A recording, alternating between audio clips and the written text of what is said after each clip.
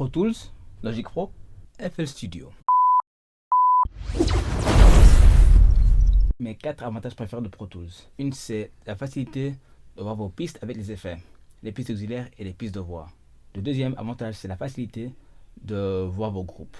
Si vous avez plusieurs groupes, genre batterie, les voix, peut-être des bacs de chorale ou des instruments, vous pouvez les grouper et c'est juste un clic pour tout modifier. Le troisième avantage, c'est créer plusieurs pistes simultanément. Donc vous pouvez créer vos pistes de voix, auxiliaires, la master et plein d'autres pistes. La facilité de voir toutes vos pistes de voix et auxiliaires, et les effets sont sur vos côtés gauche. Comme ça, vous pouvez les activer un par un ou en même temps et il n'y a pas de chemin à naviguer. Les désavantages de Pro Tools. 1, c'est le coût qui est sur base d'abonnement par an ou par mois. Et si vous l'achetez en entièreté, c'est super cher. Et beaucoup n'ont pas ces sous-là. Pro Tools se ferme à chaque fois que vous voulez changer vos cartes son. L'autre, c'est soit vous utilisez Pro Tools avec Wi-Fi ou sans Wi-Fi. Si vous choisissez l'option Wi-Fi et que vous voulez faire ça sans Wi-Fi, dépendant d'où vous êtes, il y aura des soucis. Votre programme ne va pas s'ouvrir et vous savez pas travailler. Maintenant, l'autre, c'est que Pro Tools a des espaces limités pour les plugins. Vous avez peut-être 10 ou 15 espaces de plugins et vous ne pouvez pas en ajouter. Il y en a qui utilisent plusieurs, donc ça ne va pas être un truc facile à choisir. Logic Pro, mes avantages préférés, c'est que ça coûte pas cher du tout. C'est un achat à 300-200 euros, je pense. Vous avez un accès facile aux instruments sur votre côté gauche.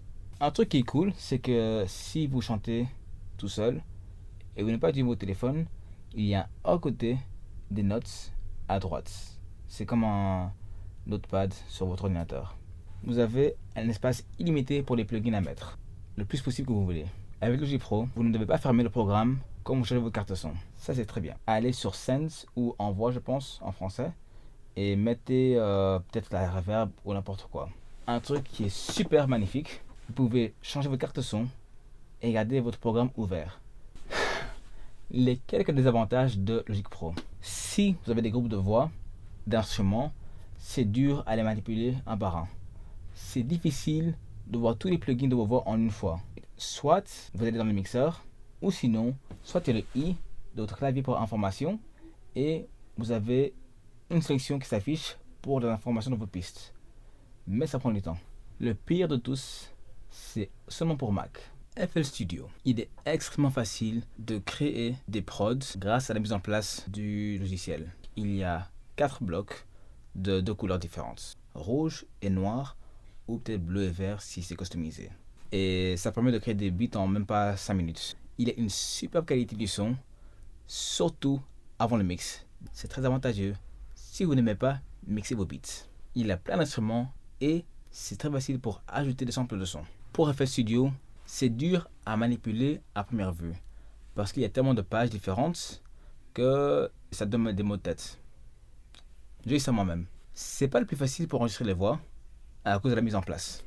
L'automation est super compliqué à faire au début parce qu'il y a des cheminements à faire qui sont compliqués, mais quand vous savez le faire, ça devient plus facile. Il y a beaucoup d'instruments et c'est aussi facile d'ajouter des samples au programme. Si vous avez aimé la vidéo et vous voulez en savoir plus sur un programme comme Pro Tools, Logic ou FL Studio, dites-moi et puis j'en ferai une autre vidéo spécialement pour vous. Mettez un j'aime, un commentaire et partagez-la avec tout le monde le plus possible. C'est important.